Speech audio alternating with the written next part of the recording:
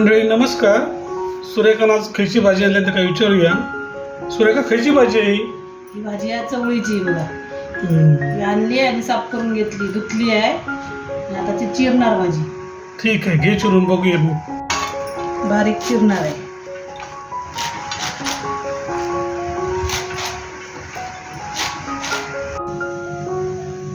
ही आता भाजीचं बारीक चिरून घेतलेली आहे. इथे आहे कांदा आणि मिरची आहे, हिरवी मिरची पण ती पिकलेली आहे आणि हे तेल आहे.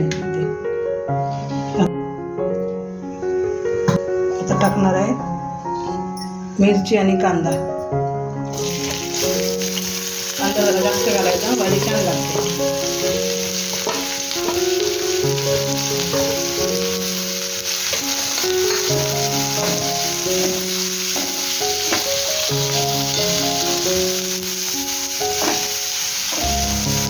सुरेखा ही लाल मिरची का टाकलीस?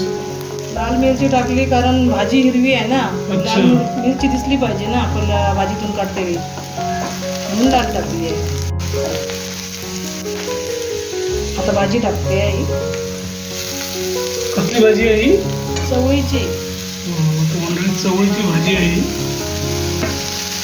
मी पण पहिल्यांदाच बघतो करते वेळी. खाल्ली आहे पण करते वेळी बघितलेली नाहीये. बघूया आता कशी करते मी.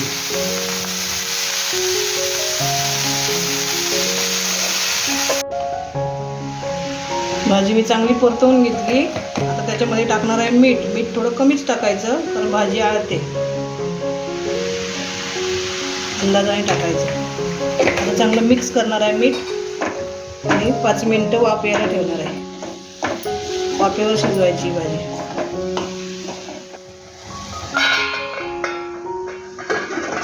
आपण भाजी झाली का बघूया. झाली.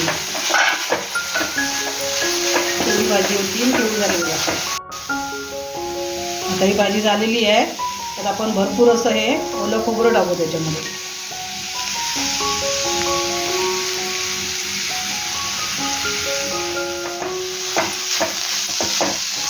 खोबरं टाकल्यामुळे भाजी दिसते पण छान आणि चवीला पण छान लागते. आपली चवळीची भाजी तयार आहे.